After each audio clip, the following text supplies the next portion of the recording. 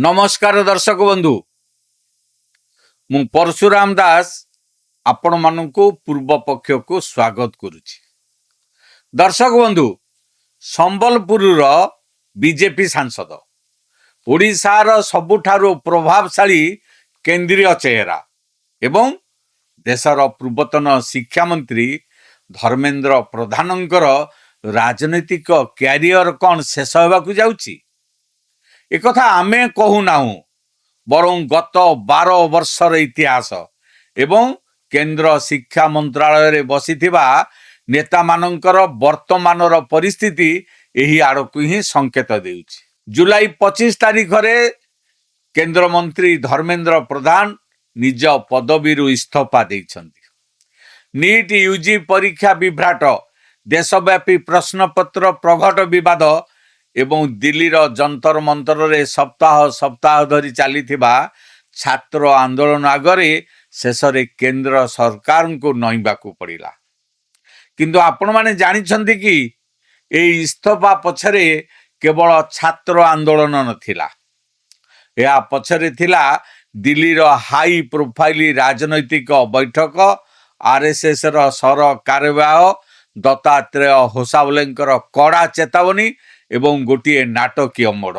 सबुठारु आश्चर्यजनक कथा हेउछि जेउ धर्मेंद्र प्रधान विगत 30 वर्ष तले 1996-97 मसीह ओडिशा रे प्रश्नपत्र प्रघट विरोध रे छात्र आंदोलन करी लाठी चार्ज खाई निजर राजनैतिक परिचय सृष्टि करथिले। आज ठीक 30 वर्ष परे सेई समान प्रश्नपत्र प्रघट विवाद जोगु ही तांकु निजर मंत्री पद हराइबाकू पड़िछि। यह इतिहास रे एक विचित्र और कूर परिहास नुहे तो आउ कौन कुहाजिबो। आसंतु आजिर पॉलिटिकल भागवत रे आमे खोलिबा मोदी सरकारंक शिक्षा मंत्रालयर सेई कला परदा जहाँ शिक्षा मंत्री मानक क्यारियर को संपूर्ण गेली देछि। आपण माने देखुतांतु पूर्व पक्ष। मोर आपण मानक अनुरोध आम चैनल को लाइक करंतु, सब्सक्राइब करंतु आ बंधु मानक सहित अधिक रु अधिक शेयर करंतु।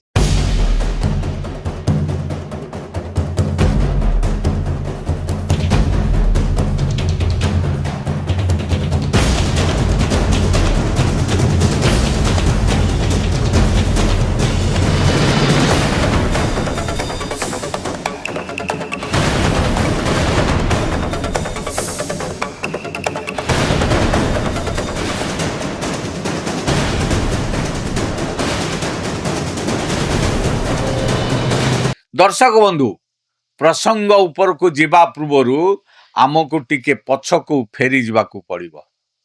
2014 रु 2026 एही 12 वर्षर मोदी शासन काल रे गोटे साधारण कथा सामना को आसीछि। जे भी केंद्र शिक्षा मंत्रालय गादी रे बसीछि से किछि बड़ बड़ संस्कार करिछि सत, किंतु शेष रे बड़ विवाद रे फसी जाई निजर मंत्री पद हराइछि। प्रथमे आसीबा मोदी सरकार रे प्रथम शिक्षा मंत्री। मोदी सरकार प्रथम पाली रे बीजेपी रो सबुठारु फायर ब्रांड और चर्चित नेत्री स्मृति ईरानी को शिक्षा मंत्रालय रो दायित्व दिया जाइथिला, अर्थात तांको मंत्री करा जाइथिला। तांको समय रे दिल्ली विश्वविद्यालय रे 4 वर्षिया अंडर ग्रेजुएट पाठ्यक्रम, NIRF रैंकिंग एवं जातीय शिक्षा नीतिर प्रारंभिक चिठा प्रस्तुत होइथिला। किंतु तापरे कौन हैला? जवाहरलाल नेहरू विश्वविद्यालय रे देश विरोधी स्लोगान विवाद एवं हैदराबाद यूनिवर्सिटी रोहित वेमुला आत्महत्या मामला, एही दुईटी विवाद देशव्यापी एमिति निया लगई देला जे स्मृति ईरानी को शिक्षा मंत्रालय रु काढ़ी कपड़ा मंत्रालय को पठाई दियागला। आज 2024 निर्वाचन हारिबा परे स्मृति ईरानी बीजेपी राजनीति रे संपूर्ण अप्रासंगिक होई पड़िछंती। स्मृति ईरानी को परे महाराष्ट्र प्रभावशाली नेता प्रकाश जावड़ेकर शिक्षा मंत्री हेले। से IIM स्वायत्तता आईन आनिले। आज जो एनटीए को नहीं एते हंगामा चली से एनटीए को से ही गठन करथिले। କିନ୍ତୁ 2018 ମସିହାରେ ସିବିଏସ୍ଇର 10ମ ଓ ଦ୍ୱାଦଶ ଶ୍ରେଣୀ ପ୍ରଶ୍ନପତ୍ର ଲିକ୍ ହେଲା। ଏହା ସହିତ ଜିଓ ଇନଷ୍ଟିଚ୍ୟୁଟକୁ ବିନା କୌଣସି କ୍ୟାମ୍ପସରେ ଇନଷ୍ଟିଚ୍ୟୁଟ ଅଫ୍ ଏମିନେନ୍ସ ପଦବୀ ଦେବା ପ୍ରସଙ୍ଗରେ ସେ କଠୋର ସମାଲୋଚନାର ଶିକାର ହେଲେ। 2019ରେ ମୋଦି 2-0 ସରକାର ଗଠନ ହେବା କ୍ଷଣି ତାଙ୍କୁ ମନ୍ତ୍ରିମଣ୍ଡଳରୁ ବାହାର କରିଦିଆଗଲା। ଆଜି ପ୍ରକାଶ ଜାଭଡେକର ତା ପରଠାରୁ ବିଜେପିର ମୁଖ୍ୟ ସ୍ରୋତରୁ ଗାୟବ ହୋଇଯାଇଛନ୍ତି। ତାପରେ 2019ରେ ଦାୟିତ୍ୱ ନେଲେ କେନ୍ଦ୍ର ଶିକ୍ଷାମନ୍ତ୍ରୀ ଭାବେ ଉତ୍ତରାଖଣ୍ଡର ପୂର୍ବତନ ମୁଖ୍ୟମନ୍ତ୍ରୀ ରମେଶ ପୋଖରିଆଲ ନିଶଙ୍କ। ତାଙ୍କ ସମୟରେ ଐତିହାସିକ ଜାତୀୟ ଶିକ୍ଷାନୀତି 2020 ମଞ୍ଜୁରୀ ପାଇଲା।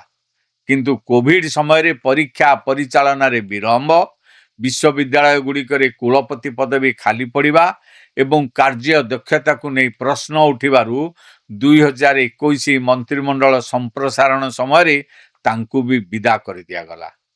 ଆଜି ସେ ବି ରାଜନୈତିକ ଗୁରୁତ୍ୱ ହରାଇ ସାରିଛନ୍ତି, ଆଉ ନିଜେ କେଉଁଠି ଅଛନ୍ତି ତାହା ସେ ଖୋଜି ବୁଲୁଛନ୍ତି। ଏବେ ଚତୁର୍ଥ ଶିକାର ହୋଇଛନ୍ତି ଆମ ରାଜ୍ୟର ପ୍ରଭାବଶାଳୀ ନେତା ଧର୍ମେନ୍ଦ୍ର ପ୍ରଧାନ। ଧର୍ମେନ୍ଦ୍ର ପ୍ରଧାନ 2021ରୁ 2026 ପର୍ଯ୍ୟନ୍ତ ସବୁଠାରୁ ଦୀର୍ଘ 5 ବର୍ଷ ଶିକ୍ଷାମନ୍ତ୍ରୀ ରହିଲେ।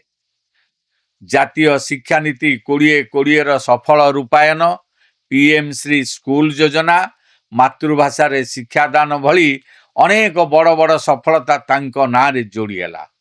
ସେ ସମ୍ବଲପୁରରୁ ଲୋକସଭା ନିର୍ବାଚନ ଜିତି ବିଜେପିର ଜଣେ ଶକ୍ତିଶାଳୀ ନେତା ଭାବେ ଉଭା ହୋଇଥିଲେ।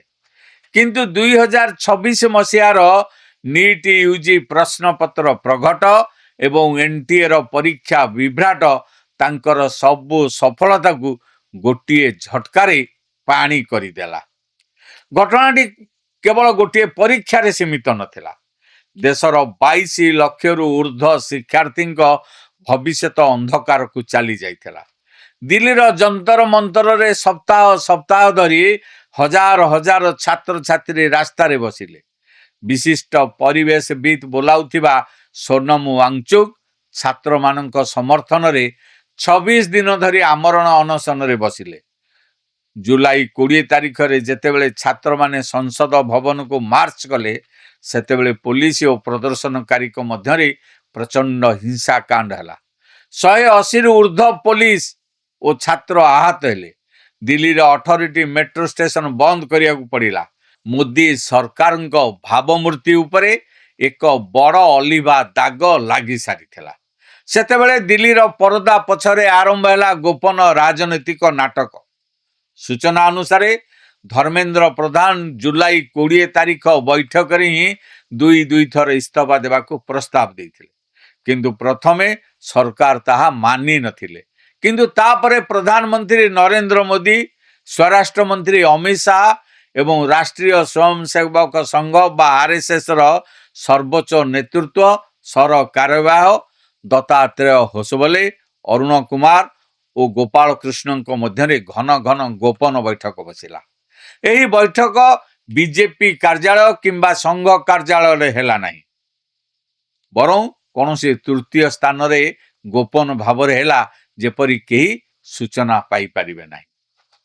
ବୈଠକରେ RSS ପକ୍ଷରୁ ସ୍ପଷ୍ଟ ସଂକେତ ଦିଆଗଲା, ଯୁବ ସମାଜ ଓ ଛାତ୍ର ସମାଜ ସହ ଜଡ଼ିତ ଏହି ଆନ୍ଦୋଳନ ସରକାରଙ୍କ ପ୍ରତିମୂର୍ତ୍ତିକୁ ବା ଭାବମୂର୍ତ୍ତିକୁ ସମ୍ପୂର୍ଣ୍ଣ ନଷ୍ଟ କରୁଛି।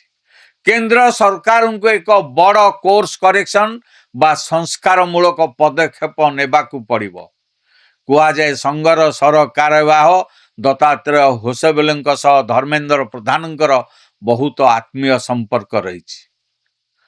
ଧର୍ମେନ୍ଦ୍ର ପ୍ରଧାନଙ୍କର ବାପା ସ୍ୱର୍ଗତ ଡକ୍ଟର ଦେବେନ୍ଦ୍ର ପ୍ରଧାନଙ୍କର ଏକାଦଶାହରେ ଦତ୍ତାତ୍ରେୟ ହୋସବଲେ ଯୋଗ ଦେଇଥିଲେ। କିନ୍ତୁ ସଂଘ ଓ ସରକାରଙ୍କ ଭାବମୂର୍ତ୍ତି ବଞ୍ଚାଇବା ପାଇଁ ନିଜେ ଦତ୍ତାତ୍ରେୟ ହୋସବଲେଙ୍କ ପରାମର୍ଶ କ୍ରମେ ହିଁ ଧର୍ମେନ୍ଦ୍ର ପ୍ରଧାନ ନିଜର ଇସ୍ତଫା ପତ୍ର ପ୍ରଧାନମନ୍ତ୍ରୀଙ୍କ ପାଖକୁ ପଠାଇ ଦେଲେ। ଦର୍ଶକ ବନ୍ଧୁ, ଆଜି ଆମେ ସମୟର ଚକ୍ରକୁ 30 ବର୍ଷ ପଛକୁ ଘୁଞ୍ଚେଇ ଦେବା। ଏହା ହେଉଛି ଇତିହାସର ସବୁଠାରୁ ବଡ଼ ଏବଂ ଦୁଃଖଦ ବିଡ଼ମ୍ବନା।